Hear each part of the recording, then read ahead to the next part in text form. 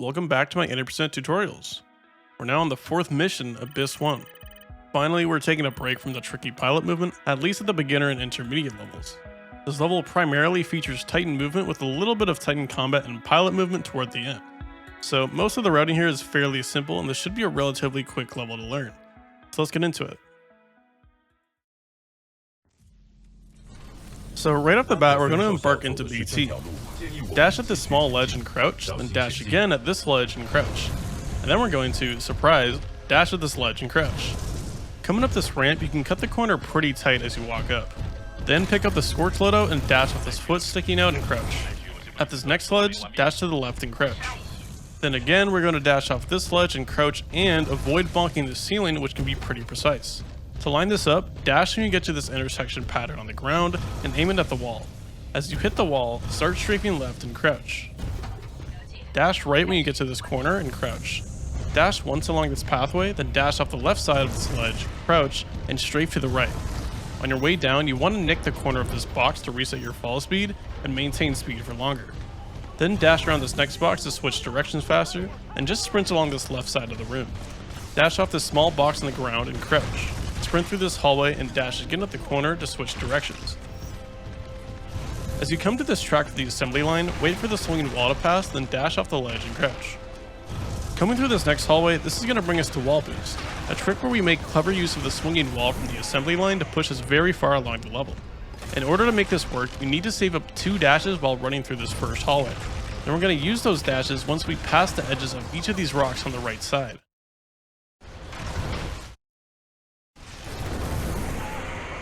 You want to be aiming toward the left side when doing this. This will beat out how fast the game expects you to move and allows you to get stuck in front of the moving wall. As you're getting pushed, you want to wait until you get to this ramp with the brute, then look left, disembark, and re-embark immediately. This solves 2 problems. The first problem is that there is an invisible wall at the end of this track, and without the invincibility from disembarking, we would get crushed and die. There are faster ways to avoid getting crushed, but they're a bit trickier, so they're reserved for the intermediate difficulty. The second problem is the brute can shoot you as soon as you disembark, which is why we look left. BT can block any shots the brute decides to take in this small window of vulnerability. After re-embarking, make your way over this ramp, then dash and crouch to clear this box. You may need to melee the brute as well if it's in the way. Alternatively, you can just make your way around the left side, which is only a little slower. But just keep sprinting toward the back of this room while trying to avoid bonking this tone. This brings us to the Titan fight of the level, which will start once we get close enough to this back door. Preemptively, we're going to swap to the Scorch loadout, which we picked up at the start of the level. This loadout is very potent when it comes to area of effect damage, so it's going to be our go-to for most of the Titan combat segments in the run. We're going to take the same approach to this fight every time, and it all happens really fast. As you're running up, aim at the center of the door and throw a gas trap once it opens. Then immediately throw another one at the ground but closer. Then firewall, shoot the back Titan, and hold thermal shield. You want to try your best to body block the Titans and keep them inside the room. Then finally you can flamecore if there are any remaining Titans. After the fight, save your dashes and run up to the next door. Immediately dash to this box to pick up the brute loadout, then dash off the box and crouch. When you get to these boxes, disembark boost and make your way along this left side of the room. Wall kick this wall and come through this hallway. Grab this door frame, then double jump toward this button and hit it.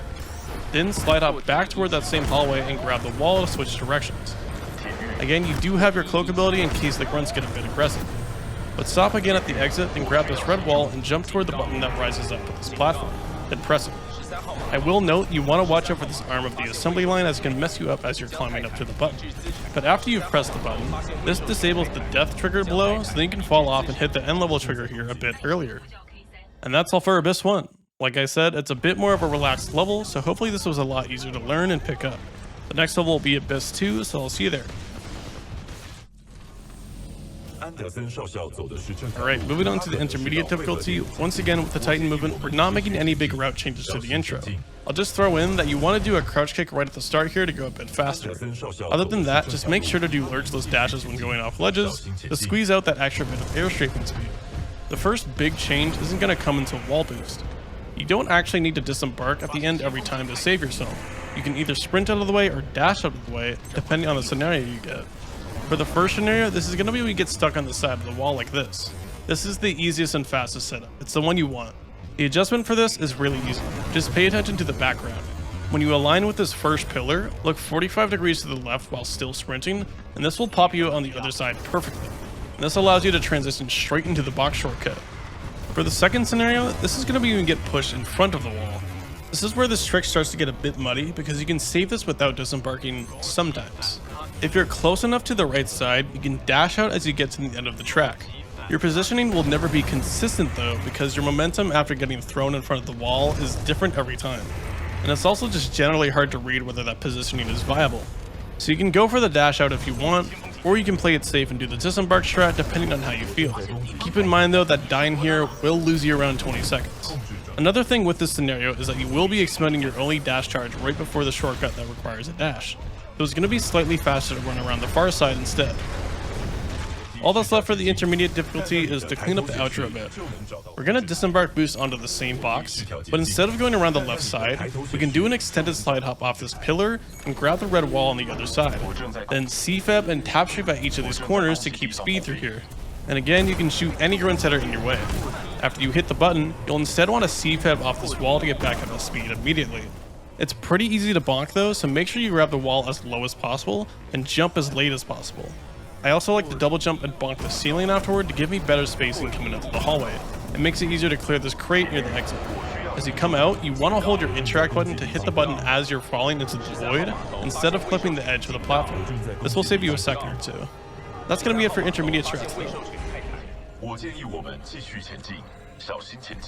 Abyss 1 is home to another big Titanless strat as it plays through the entire level as a pilot.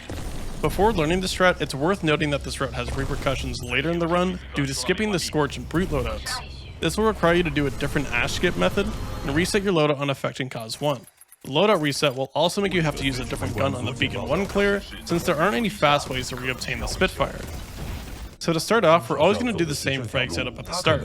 Slide and pull a frag at the same time right out of the fade-in. Then crouch kick the pipe on the right. Throw the frag down as you hit the ground, then crouch kick the end of the pipe. If you have over about 65 speed, you can navigate up the rocks on the right side, otherwise use the left side. As you enter the next area, you'll need to cross the gap toward the pathway on the left. If you have about 70 speed or more, you should be able to double jump across somewhat easily, and an extended slide hop can help with this. If going slower, you'll need to crouch kick off the rocks on the left for extra height. You can use either this first rock on the left or the one closer to the other side. Once across, crouch kick the wall on the right and tap straight to the left at the corner. You can also opt for a second frag boost here for some extra speed. To do so, pull the frag on the platform before the gap, then throw it down off reaction once on the other side. Moving on though, as you round the corner, time your double jump to fall down through the narrow hallway below without bonking. Before the turn to the right, crouch kick the left wall and spam straight to the right. Crouch kick the left wall, then carry that speed down the path and veer off to the right. Jump off the ledge and squeeze through the pipe in the wall to get into this side room. If you don't have a lot of speed here, say less than 60, watch out for the assembly line because it can hit you out of the way. In fact, you may want to take a wider route outside in this case. Once in the side room, navigate between the first set of pillars, and you'll need to make a decision. Depending on your spacing, you'll need to either do an extended slide hop and double jump up to the yellow box on the right, or you'll need to slide under the mannequins. Use your own judgment for this. Once you're back in the open area, navigate through the assembly line wall carrying the trees, then curve to the left toward the narrow space in the corner. I also recommend that you kill the grunt here to prevent them from moving in front of you suddenly. When you get to the crack in the wall, just grab the left wall and C-Fab once you're at the other side. Your speed isn't that important since the cycle of the assembly line is locked in at this point. I'll touch on that more in a second though. From here, navigate down the path on the right, then kill the grunt by the stairs and cloak to avoid getting shot at. This grunt can also drop frags, which can be used later in the level if you're looking for that extra bit of time save. Anyway though, this is where we're going to clip out of bounds and is what makes this route even possible. When you get to the intersection, look at the left wall. You want to jump and climb up directly between the light and dark area on the wall as the assembly line is coming. This should push you out of bounds. If you're too far left, you won't clip. If too far right, you'll either get crushed and die, or get flung backward after clipping. This works, but is slow and awkward to recover from. Once you clip, bump launch in this left corner to get past the ceiling. Be careful not to climb up on this right side though, as you can very easily die there. This is the most basic way to do this clip and is pretty reliable to execute. If you were going really fast before this point, you can speed things up by clipping farther up the wall. So to start things off, you're instead going to wall bump through this crack to keep speed, and spam strafe at the other side. You can then jump off the back wall first, then grab the wall in front for extra height. If you're really proficient at this, you might even have time to jump to the front wall, jump to the back wall, then back to the front wall, pretty much reaching the ceiling. You don't want to go all the way to the ceiling though, as that will prevent you from clipping. In either of these cases though, you can forego the bump launch and just wall jump up to the top. Once at the top, wall run the wall on the left, and C-fab near the rock and tap shape to the right. Crouch kick the wall on the right, then navigate across the dark rocks. Drop down to the invisible floor and keep moving through this narrow space. It's super important that you actually hit the floor here because the entire thing is a trigger, which is tied to activating the button at the end of the level. At the end of this narrow space though, you can jump over the rocks around the corner and start making your way across the open area.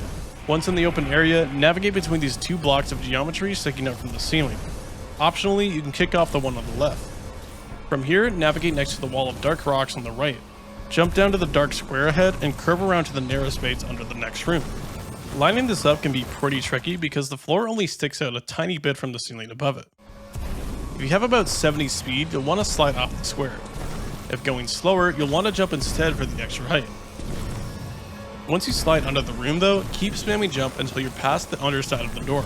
Then jump toward this gray block on the left. You'll want to avoid mantling and actually jump off it immediately to grab the wall above. Then C-fab off, straight into the floor and double jump to bonk your head. Then fall down just to the right of these rocks to get a quick death and spawn and bounce. If you get a normal death here, that means you strayed too far from the gray block. There's actually a trigger around it that's necessary to hit. It's not uncommon that you'll mess up in this area and fall down to the rocks below. In this case, you'll need to climb up these dark rocks on the left. But make sure to stay far to the left here because there is a death trigger to the right. Once you're up, grab the bottom of the wall and C-fab across to this other set of rocks. And you want to make sure you grab the wall fairly low here and curve to the right when jumping across to avoid bonking. At this point we're back at that same crawl space but from the other side. To transition into this smoothly, I like to grab the wall behind this pipe and C-fab into the slide hop spamming section. There is an invisible wall on this last jump, but if you use my approach here, you shouldn't have to worry about it. Another spot you can fall at is before the gray block.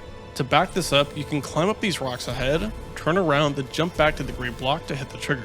The trigger is pretty far back though, so you want to make sure you take several steps after climbing up. Before we move on to the outro, I do want to mention some faster but harder strats you can opt for in this out of bounds section. They're mostly frags plus a little bit of movement optimization.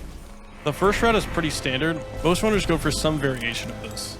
You can do a frag as you're exiting this narrow space with the floor trigger. My setup for this is to double jump into the narrow space and pull the frag as I start falling. Then I throw it down off reaction as I'm coming out the other side. Usually it's going to land right on this rock. A really good boost can net you around 70 speed. The next strat is to actually use two frags. The first frag I pull as I'm jumping up to the first wall run after the out of bounds clip.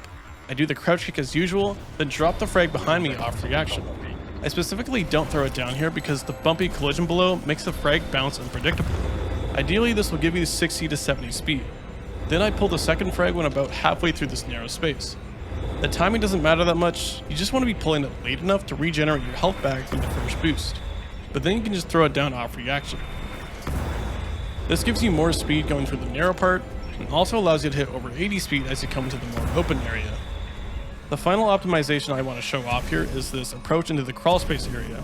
Any extra speed you have coming up to this section has to be thrown away in order to make this turn right before the crawl space. There's a way to mitigate this to some degree though. You can instead drop down early here and kick off this box, then tap strafe into the crawl space. I will note the kick here is a bit weird. There's some invisible collision that sticks out the right side, so you'll want to pay more attention to your lean-in animation rather than the wall itself. This strat manages your height a lot better and allows you to maintain around 70 speed through the crawl space, which is nice. However, it is definitely trickier to pull off, so it comes with a bit of risk. Finally moving on to the outro, after respawning from the quick death, C-fab off these crates and tap strafe right to land on the wires. Crouch kick the other set of crates, then kick off the far left wall for a nice line into the hallway. If you're going really fast here, about 60 plus, you made it to half side before the next turn. But from here, you can take the same route you were doing before. And I'll say this a second time now just in case, if the last button is red, that means you missed the first out of bounds trigger, meaning you'll have to restart the level. One last thing I want to mention is you may have some extra frags at your disposal here, and there are a couple ways to make use of them if you wish. One application that has become more popular recently is to toss a frag in the hallway on your way to the button. This clears out most of the grunts that gather in the corner, or at least causes them to dodge out of the way. And I would recommend not thinking about the frag input too much, since the movement is a bit precise here. Just tap your bind for it and focus on your movement. The timing and trajectory of the frag are not that important. The other way to use the frag would be to boost yourself, unsurprisingly. You can do this as you're entering the building or exiting it. For the entering setup, pull the frag as you start wall running these first few crates, then drop it behind you after this crouch jump. Then you can double jump up to this railing and come to the hallway with 60 to 70 speed, and you'll likely have to half light up this corner for more favorable spacing. With the exiting setup, you want to pull the frag as you CFEP off the wall after the button. Bonk the ceiling like usual and throw it down right after this crate near the exit. I find this frag is somewhat reactable too if that's more fitting for you. This lets you reach the button without having to grab the wall, letting you end the level even earlier. I will note with this last frag though that with all the grunts in the way and how particular the spacing is, be ready to bail on it at any moment. That's going to be all for this one though. Thanks for watching and good luck on the learning.